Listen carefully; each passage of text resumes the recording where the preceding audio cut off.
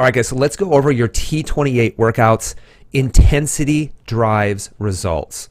So the reason why you're going to get great results during the T28 challenge is because we're taking exercise and we're taking it to another level. And that another level is achieved by intensity. And the reason why intensity is so important is because intensity is what drives that hormonal response to help you build muscle and burn fat. But listen, I understand is that doing high intensity exercise, even though it's driving the results, is that it can be very, very uncomfortable. Now, there's a difference, guys, between walking a mile and sprinting a mile, even though you're performing the same amount of work. And that difference is in the time it takes to complete that mile or to complete that workout. The higher in the intensity, the greater the hormonal response for fat burning and muscle growth. Now, intensity can bring that feeling of being uncomfortable, and that can hold some people back. So just get comfortable being in that zone of uncomfortability, and soon you'll discover it's the only way that you can go. It's truly the best way to achieve amazing results in the T28 challenge.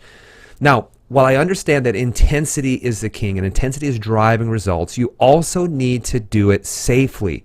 So here's what you do. Number one, before you start driving up the intensity, you want to demonstrate good mechanics. So good mechanics help to prevent injury. And there are scaling options when they're available for each movement in the T28 movement ball. So when in doubt, scale down the movement so that you can demonstrate first good mechanics. Now the next thing is consistency.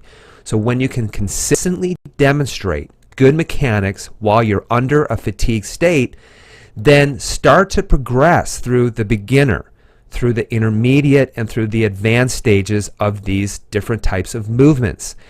And then finally, intensity. So as you achieve consistent mechanics and the movements become easier, now you can start adding that intensity in order to drive your results to a higher level. So on this page, you're going to notice numerous movements utilized in the T28 challenge, recommended workouts, and in the T28 additional workouts ebook.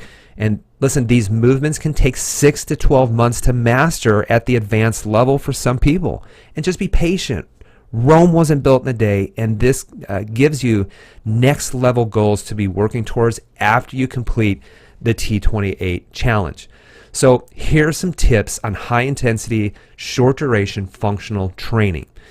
Number one, you're not in pain. You are uncomfortable. So when you start exercising at 80 to 85, maybe even 90% of your maximal heart rate, it can make you very uncomfortable. It's not pain, it's just being uncomfortable. So just like we said, get comfortable being in that uncomfortable zone. Number two, you are not dying. You are just sore. So as you start doing some of the T28 workouts, they are in fact going to make you sore because you haven't done these type of movements at all, or maybe you haven't done them in a very long time. Just remember that soreness will go away. And in fact, if you do feel sore after a workout, let's say 2 days later, one of the best things that you can do is work out again, and that will push new blood and new healing into the area.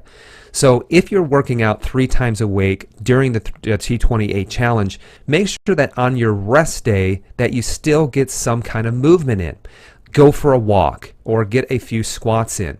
Just start to move so that that soreness doesn't set in, because most of the soreness that you're going to experience is going to be within about 36 to 48 hours. So make sure that you're moving the next day.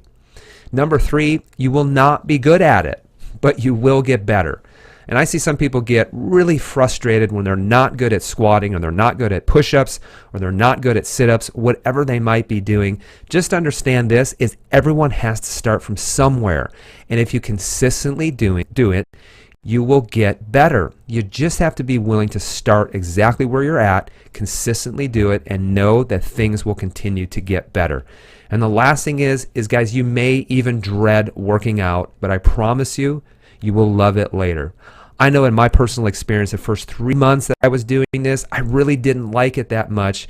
But what I did is I continued to do it consistently. It became a habit, and I conditioned my mind to actually love it.